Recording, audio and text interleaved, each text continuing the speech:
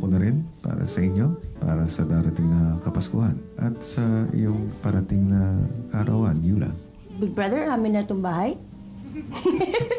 Sa puntong ito, mas mahalaga ba na makasama mo na siya agad? Opo.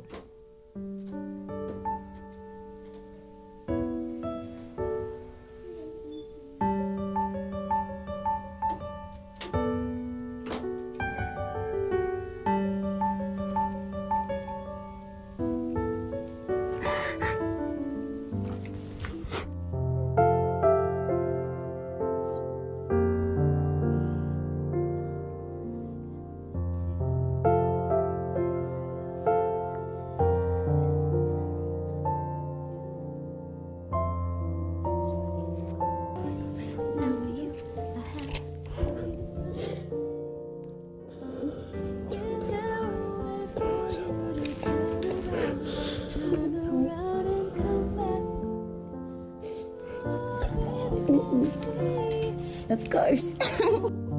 Rocky, Kuya. hindi ba't sinabi ko sa'yo na sa gabing ito ay makakasama mo na ang iyong minamahal?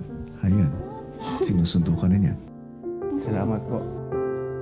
Anong pakiramdam? At muli ay nakita mo at nakapiling mo ang babaeng minamahal mo. Hindi kayang i-explain, Kuya. Sorry. Yula, Po, ano naman ang pakiramdam at kasama mo na ngayon si Rocky? masaya. Sobrang masaya. Parang ang sarap lalo na nung unang hug. Believe po ako kasi sa kanya dahil sobrang tinutupad niya po yung pangako niya. Kahit ano pa yung kapalit niya. At ano ba ang pangako niya na yan? Na magsispend kami ng birthday ko po at saka ng Christmas together. Rocky at Yula, gusto kong ipaalam sa inyo na hinahangaan ko kayo. Salamat po. Salamat, Kuya. Sa panahong ito, mahirap na makakita ng pag-ibig na tulad ng sa inyong dalawa. Tunay, tapat, at ipinaglalaban.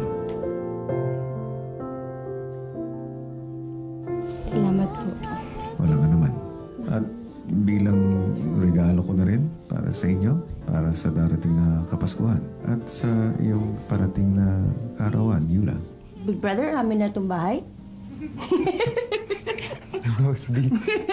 Sa amin na yung house Wala B. na nakatira doon sa house. May jacuzzi. Rocky, Po. Yula, Po. Sorry po. gusto mo ba? Baka makulong ako dito. Joke lang po. Papayagan kita na magpaalam sa iyong housemates Opo. bilang iyong mga kapamilya dito. Salamat po. At maaari mo rin ipakilala sa kanila